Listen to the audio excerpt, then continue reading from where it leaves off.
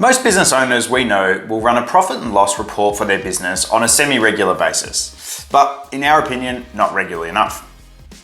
Whilst a profit and loss report is a great report, it doesn't necessarily have enough detail for you to take actionable insights from.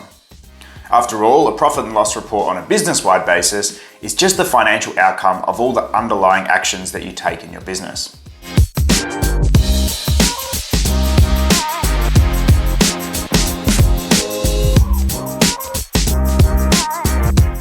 G'day guys, it's Matt here from Day One Advisory, an accounting and advisory firm helping businesses grow through practical advice and great support. In this video today, we're talking about why you should be tracking your profit and loss on a job by job or product by product basis rather than just whole of business. It's hard to look at a whole of business profit and loss and know which line items you need to dig down on further.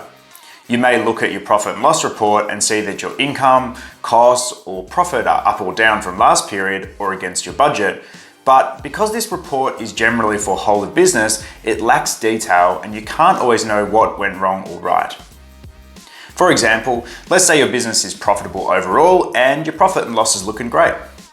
On face value, there aren't any issues and you don't need to look further. However, you might have an unprofitable product or service or customer that is being hidden by other profitable services. Now, if you dig down into the detail, you'll find that unprofitable service, and then you can make changes to that product or service or customer that will improve the profitability of the business overall. So rather than track profitability for your business as a whole, you should be tracking it on a job by job or product by product basis. The overarching benefit of reporting on a granular basis like this is that you get sufficient detail to be able to make better and more informed decisions in your business. Here are a few reasons why you should be reporting on a job by job or product by product basis. Pretty much all businesses have some products or services that they sell consistently. For example, as an accountant, we lodge tax returns, electricians might install PowerPoints, and e-commerce retailers have some core products that they sell. Regardless of your business, you'll have a list of key products or services that you do regularly. By tracking income and costs, including staff time, on a service or product level, you'll be able to say which service or products are more profitable and which are possibly even losing you money. Having this detail will let you dig down into those services and products that are underperforming and make the necessary adjustments to your pricing or the way that you offer the services. Every business has ideal clients that they wish they'd had more of. Equally, every business has clients that they'd be pretty happy to replace. Similar to the last point, reporting on a client-by-client basis will help you identify those clients that aren't profitable or aren't as profitable as you'd like, and you can make changes to either improve the profitability or potentially remove the customer altogether. Businesses that have materials or products as part of their jobs need to ensure that they're recovering those costs from their clients in full.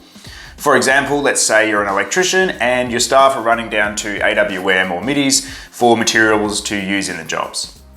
If you've quoted a job and estimated materials to be $1,000, let's say, but there was some additional work that was done and your staff have run a bill up of $1,200 at MIDIs or AWM. In that case, you're effectively losing $200 from your profit if you aren't passing that extra cost onto your customer. As part of tracking job profitability, you'll need to allocate direct costs like that to each job, and you can then compare that to the quote. You'll quickly find out where you're not recovering all of your costs properly, and you can implement processes and changes to ensure that all costs are recovered for every job. That previous point related to businesses that have materials or products, but the principles apply equally to service-based businesses where the costs are mainly staff time. Keeping timesheets for staff will give you the information to know whether you're going over budget on particular jobs and will allow you to quote those services more accurately, which should ultimately improve profitability overall. Now, my previous comments really related to identifying those underperforming or unprofitable areas.